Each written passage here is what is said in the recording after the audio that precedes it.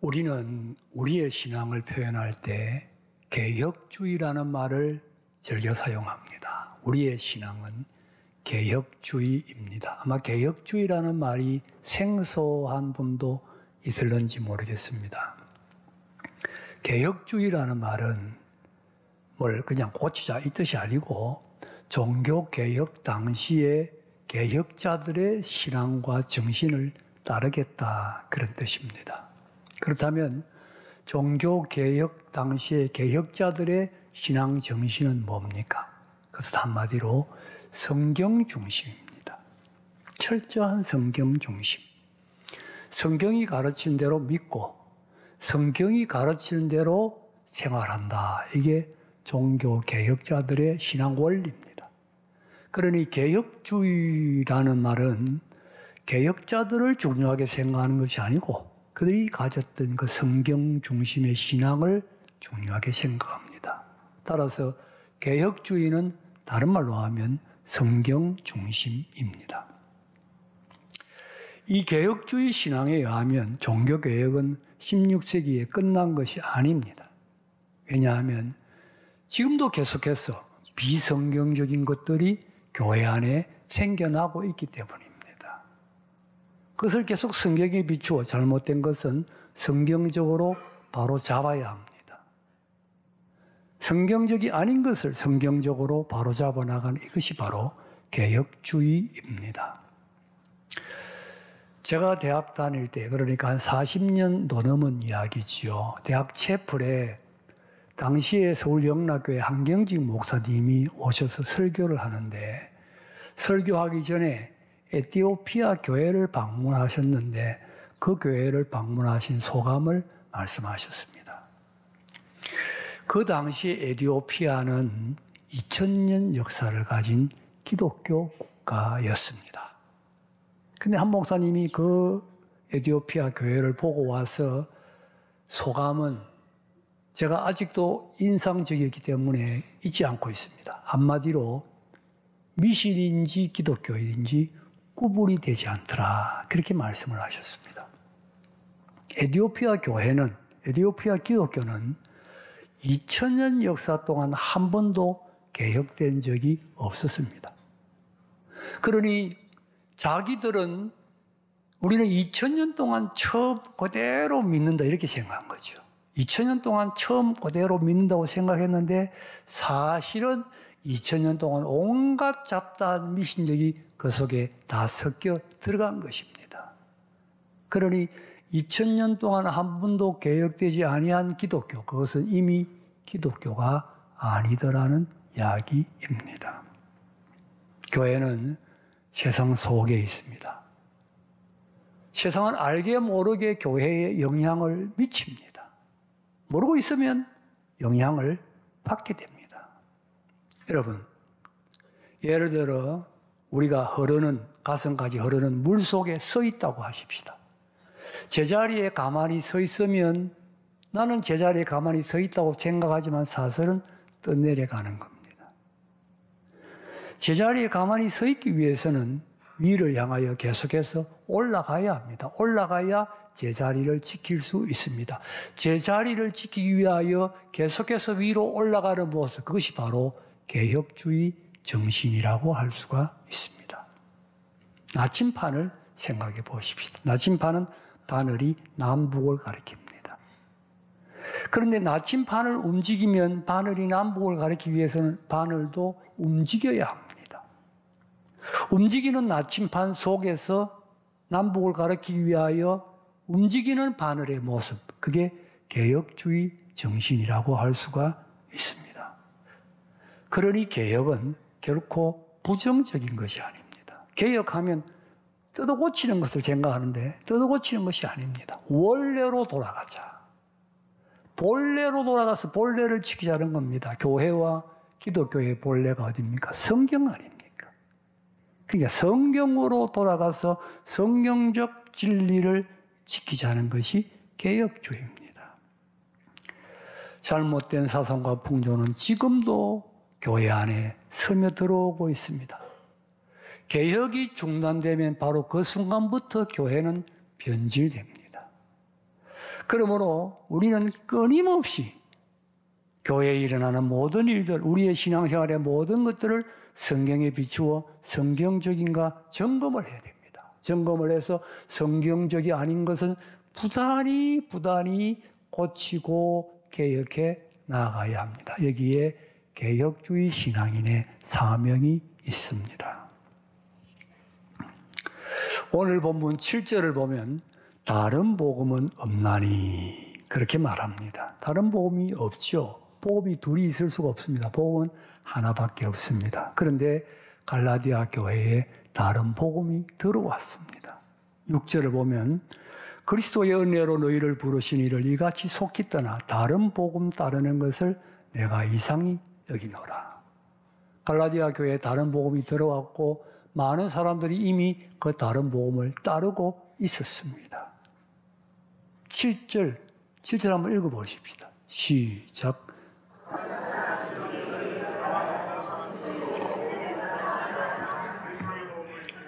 어떤 사람이 복음을 의도적으로 변질시켜가지고 성도들을 교란하려고, 미혹하려고 의도적으로 변질시켰다는 겁니다. 아마 이 다른 복음이 매력적이었던 것 같아요. 원래 가짜가 진짜보다 좋아 보입니다. 그래서 많은 사람들이 가짜 복음을 따라가고 있었습니다. 본문에 나타난 다른 복음은 한마디로 율법주의입니다. 무슨 말이냐? 구원을 받기 위해서 예수 그리스도를 믿기만 하면 구원받는다. 그 말이 되지 않는다. 어떻게 그렇게 쉽게 구원받을 수 있느냐? 내가 율법을 지키고 내가 공로를 쌓아서 그 공로를 하나님 앞에 내놓아야지. 율법을 지켜야지. 율법주의, 공로주의였습니다. 성경은 우리가 하나님 앞에 설 수 있는 것은 오직 예수 그리스도의 의를 힘입어서 뿐이라고 가르칩니다. 우리는 다 죄인들입니다. 우리가 아무리 율법을 지키고 선행을 하고 공로를 쌓아도 그거 하나님 앞에 내어놓으면 헛누더기에 지나지 않습니다. 아무 소용없습니다. 의인은 예수님이 이 세상에 오셔서 율법을 다 지키시고 우리 대신 십자가에서 죄값을 지불하심으로 예수님이 이루셨습니다. 예수님에게 의의가 있습니다. 우리는 예수를 믿기만 하면 이 의의를 공짜로 내 것으로 받습니다.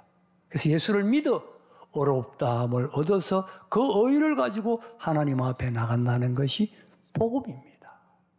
그런데 이게 인간적으로 납득이 안 되더라는 거예요.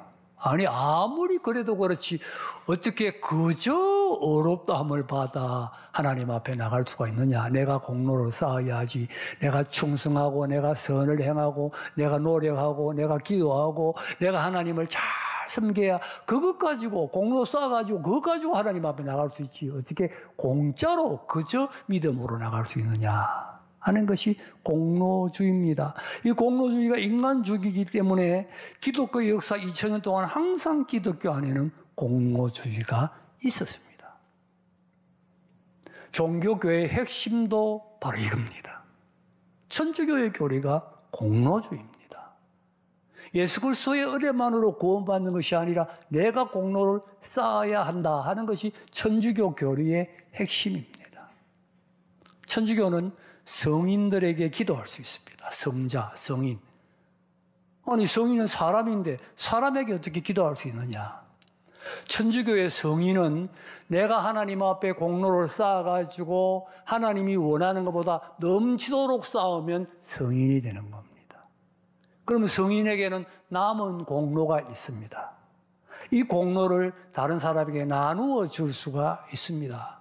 그러니 성인에게 기도해서 그 공로를 얻어서 기도응답 받을 수 있다는 논리가 나오는 거죠. 종교개혁 당시의 면죄부의 근거도 알고 보면 공로주의입니다. 자, 성인들이 쌓은 공로가 많이 있는데 그걸 교회가 가지고 있습니다. 교회가 그것을 돈을 받고 파는 거예요. 그러면 돈을 주고 그 공로를 사면 지옥 간 사람도 그 공로를 가지고 천국 간다는 것이 면죄부입니다. 이 공로주의입니다. 공로주의. 마틴 루터는 젊은 시절에 친구와 함께 여름철에 들판을 가다가 벼락이 쳤는데 옆에 가던 친구가 벼락에 맞아가지고 적사했어요. 큰 충격을 받았습니다. 사람은 언제 죽을지 모르는구나. 구원부터 받아놓아야 되겠다. 그래가지고 수도원에 들어갑니다. 당신은 수도원에 들어가면 구원받기가 더 쉽다고 생각했습니다. 그리고는 천주교에서 선행이 된다, 공로가 된다고 가르치는 것은 모든 것을 다 해봤습니다. 그런데 아무리 해도 내가 이만하면 구원받았다는 확신이 안 드는 거예요. 내 마음속에 죄를 덮을 수가 없는 거예요. 아무리 공로를 쌓아도. 그러는 가운데 로마서를 읽다가 내가 공로를 쌓아서 구원받는 것이 아니라 예수 그리스도를 믿음으로 의롭다함을 받아서 구원함을 얻는다는 진리를 깨닫습니다. 여기에는 일화가 있습니다. 루터가 다락방에서 로마서를 읽고 있는데 마귀가 나타났어요. 마귀가 나타나가지고 벽에다가 루터가 지은 죄를 기록을 하는 겁니다. 쫙 네가 이런 죄를 지었고 이런 죄를 지었고. 루터가 보니까 자기가 생각도 못한, 기억도 못하는 죄까지 나오는데 자기가 정말 죄인이에요. 마귀가 하는 말이 이런 죄인이 네가 구원받는다고 어림도 없다. 이렇게 얘기할 때 루터가 기가 팍 죽어버렸습니다. 그런데 천사가 나타나가지고 그 벽에 써놓은 루터의 죄를 다 지우면서 예수 그리스도의 십자가의 보혈이 이 모든 죄를 다 사했노라. 오직 의인은 믿음으로 말미암아 살리라. 루터가 그 말도 그래, 의인은 믿음으로 사는 거야. 마귀를 향하여 잉크병을 집어던지면서 의인은 믿음으로 말미암아 사는 거야 하니까 마귀가 사라져 버렸습니다. 루터는 그 말씀이 로마서 1장 17절에 있다는 것을 깨닫고 그래, 공로로 쌓아서 구원받는 것이 아니라 예수 그리스도를 믿음으로 의롭다함을 얻고 구원받는 거야 하는 진리를 깨달았을 때 당시에 수많은 사람들이 공로로 쌓으려고 구원받으려고 공로 쌓는 것을 생각할 때 마음이 안타까워 견딜 수가 없는 거예요. 그래서 믿음으로 구원받는다는 것을 외치기 시작했고 이것이 바로 종교개혁의 역사로 나아가게 되었던 것입니다. 본문의 바울의 주장도 그렇습니다. 다른 복음은 없습니다. 복음은 오직 예수 그리스도의 십자가뿐입니다. 그래서 바울이 여러 곳에서 시작합니다. 은혜로 시작했는데 율법으로 마칠 거냐? 성령으로 시작했는데 육체로 마칠 거냐? 중간에는 순수하게 시작했는데 가다가 변질되었다는 거예요. 처음에는 순수하게 시작됐는데 순수한 복음으로 시작했는데 가다가 율법주의로 변질될 수 있다는 거죠. 변질되었다는 이야기입니다. 여기서 한 가지 생각해야 할 것이 있습니다. 우리가 주장하는 것이 성경적이고 옳다고 주장하다가 자칫 개혁주의 신앙인들이 빠지기 쉬운 오류는 내가 주장하는 것은 다 옳다는 독단주의에 빠지기가 쉽습니다. 성경적인 진리가 아닌데 성경적인 진리라고 착각을 하고 이게 옳다는 독단에 빠질 가능성이 있다는 거예요. 이런 점에서 개혁주의 신앙인은 성경적이 아닌 것은 좀 넓게 포용하는 마음을 양보하는 마음을 가져야 됩니다. 사도 바울을 다시 생각해 보십시다. 자, 사도 바울이 오늘 본문의 복음에 대해서는 절대적으로 다른 복음은 없다는 확신을 가지고 절대적으로 주장합니다만 바울이 매사를 그렇게 주장했습니까? 매사를 그렇게 살았습니까? 아닙니다. 고린도전서 9장 20절을 보면 바울이 복음 전할 때 내가 유대인에게 복음 전할 때는 유대인과 같이 되고 이방인에게 복음 전할 때는 이방인과 같이 되었다. 무슨 말입니까? 유대인들에게 복음 전하기 위해서는 유대인처럼 행태하고 이방인에게 복음 전하기 위해서 이방인처럼 행태하고 포용력을 가지고 수용하고 폭넓은 마음을 가졌다는 이야기죠. 폭넓은 마음을 가지고 있다는 겁니다. 복음만 전파될 수 있다면 성경적 진리가 아닌 이런 것은 얼마든지 우리가 다 수용하고 또 양보할 수 있어야 한다는 진리예요. 여러분, 성경적 진리는 생명 걸고 지켜야 합니다. 그러나 그렇지 않는 것은 양보할 수 있어야 합니다. 그런데 가끔은 성경적 진리가 아닌데 성경적 진리처럼 착각하는 경우가 있습니다. 한 가지만 예를 들어 보십시다. 많은 교회에, 우리 교회도 그런 분이 계시는지는 모르겠습니다만은 찬송가는 거룩하고 더 거룩하고 복음송은 덜 거룩하다 이렇게 생각하는 분들이 있습니다. 그래서 찬송가만 예배 시간에 불러야지 복음송을 예배 시간에 부르면 안 된다 이렇게 생각하는 분들이 있습니다. 여러분, 찬송가는 성경처럼 특별 계시가 아닙니다. 찬송가는 물론 우리 찬송가는 오랜 세월 성도들에게 은혜 받은 좋은 노래들이 많습니다만은 그러나 찬송가 편찬위원회에서 집어넣으면 찬송가고 빼버리면 찬송가 아니에요. 옛날에 날 위하여 하는 찬송가 있었는데 지금 빼버렸습니다. 찬송가 아닙니다. 그러면 이 찬송가가 거룩했다가 덜 거룩해졌습니까? 그거 아니잖아요. 복음송도 보세요. 우리 임내송 예수 우리 왕이여 복음송인데 찬송가 있습니다. 복음송 중에서도 우리 예배 마실 때 부른 여기에 모인 우리 그거 찬송가에 있습니다. 그러면 복음송 중에 찬송가에 있는 그 복음송은 더 거룩하고 없는 복음송은 덜 거룩하겠습니까? 그렇지 않습니다. 찬송가 편찬위원회에서 넣으면 찬송가가 되는 거고 빼면 빠지는 거예요. 그렇기 때문에 좋은 복음송은 예배 시간에 부를 수 있습니다. 복음송은 덜 거룩하고 찬송가는 더 거룩하다 그런 거 아닙니다. 이런 데 대해서는 좀 폭넓은 마음, 여유 있는, 아량이 있는 이런 마음을 가질 필요가 있습니다. 그러나 여러분, 복음에 관한 한 양보가 없죠. 사도 바울은 복음에 관한 한 한 발자국도 양보하지 않습니다. 여러분 8절 우리 한번 같이 읽어보십시다. 8절 시작. 미안해. 우리나 혹 하늘에서 온 천사라도 내가 처음 전한 순수한 복음이 있는데 그거 아닌 다른 복음 전하면 저주받는다. 우리나 나라 할지라도 다른 복음 전하면 저주받는다. 여기 저주받는다는 말은 지옥 간다는 무서운 말이에요. 혹시 천사라 할지라도 천사가 나타나서 저래도 순수한 복음 아닌 다른 복음 전하면 저주한다. 이 절대적인 확신, 양보할 수 없다. 이거는 절대적으로 복음은 변질되어서 안 된다. 절대로 변할 수가 없다는 절대적 확신이지요. 이런 확신 위에 능력이 있고 힘이 있습니다. 루터가 종교 개혁을 할 때에 국왕이 보름스라는 곳에서 국회를 소집하고 루터를 소환합니다. 루터가 불려가지요. 거기에서 국왕은 루터에게 두 가지 질문을 합니다. 하나는 루터 옆에 25권의 루터가 쓴 책이 쌓여 있습니다. 이 책이 네가 쓴 거냐? 첫 번째 질문입니다. 이 책이 네가 쓴 거냐? 두 번째, 이 책의 내용을 취소할 수 있겠느냐? 그 책의 내용이 천주교하고 다르니까 취소할 수 있겠느냐? 두 가지를 물었습니다. 첫 번째 질문에 대해서 그 책의 내용은 내가 쓴 거 맞습니다. 그 자리에서 대답했습니다. 두 번째 질문에 대해서는 하루의 시간을 달라 그랬습니다. 하루 동안 루터가 기도했습니다. 다음 날 다시 국회에 섰습니다. 그리고 국왕 앞에 섰습니다. 이렇게 말합니다. 이 책의 내용은 성경에 근거한 것입니다. 성경에 근거한 내용을 성경적으로 틀렸다고 지적해 주지 않는 한 나는 취소할 수 없습니다. 그리고 마지막으로 외칩니다. 오 하나님, 내가 여기 서 있습니다. 나를 도와 주시옵소서.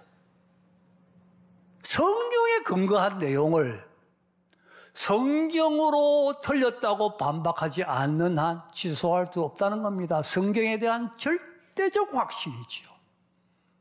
오 하나님, 내가 여기 서 있습니다. 나를 도우소서. 국왕 앞에 있습니다.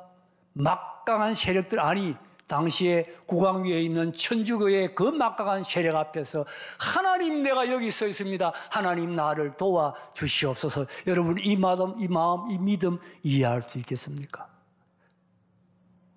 우리는 어떻습니까?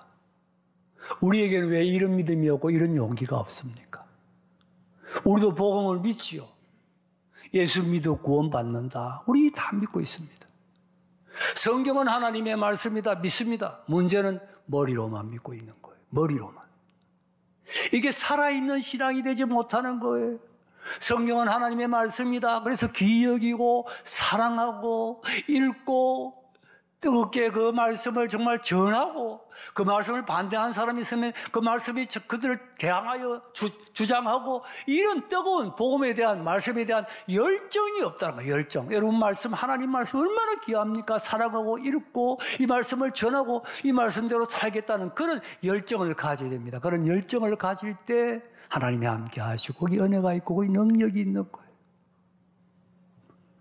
롯가 보름수국회로 나가려고 할 때 친구들이 가지 말라고 말렸습니다. 가면 죽는다. 가지 마라. 롯가 이렇게 말했습니다. 마귀 떼가 저 보름수국회 지붕 위에 기아장처럼 많을지라도 나는 예수님을 의지하고 갈 것이라.